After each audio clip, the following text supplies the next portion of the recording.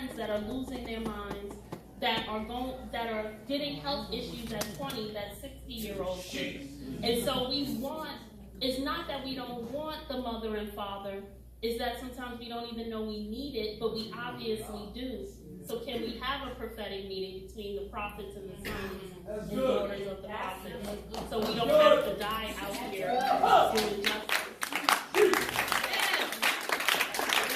Apostle, you exactly right. It's both. It's that kind of, I love your theory and I love mine too, because I just don't want to be paid by Pharaoh. I want to take all of his money. I want to take it all. The love of the wicked is laid up in the just. And before they came out of Egypt, that money belonged. There was a switch to rich overnight. And so I want his money. I want a bank reference. But, you know, we got to preach truth. We got to preach the material things and preach truth. We got to preach how in the 60s the Black Panther Party was dismantled by a drug called heroin. They instituted in our life. We got to talk about the crack epidemic. We got to talk about the welfare system, that the mother couldn't get welfare as long as the father was in the home. Right. So we got to preach against these crooked systems.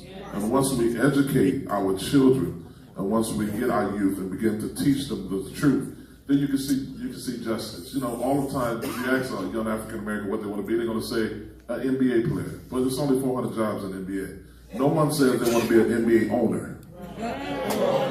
Just think of LeBron and Kobe all walked off and said, we're not playing for the NBA league. It's going to be the Negro Basketball Association. What would happen? Right. They're not coming to see the owners. They're coming to see LeBron. But as long as we are in a type of cave slave mentality, you'll never see revolution in our lives. You'll never see it in our families. You'll never see it in our culture. So we got to speak to the culture. We got to speak to the system. And I think something great would happen.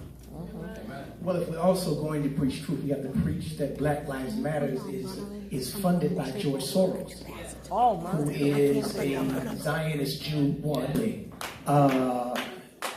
gay females.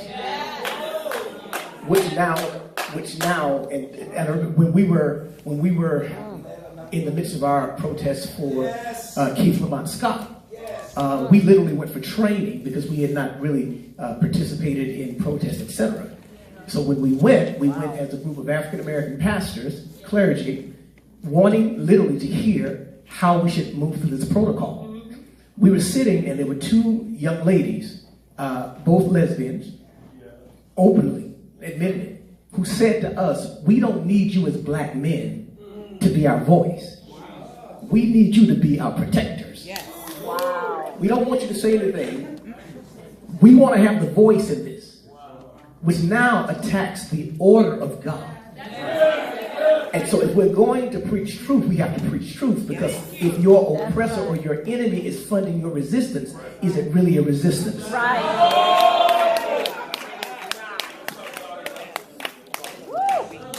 You understand what I'm saying? And so Black Lives Matter reportedly has no designated leader. And where there is no designated leader, there is disorder. And so now they are being brainwashed into thinking that loud means protest. And that disorganization and chaos will lead us to peace, and it will not.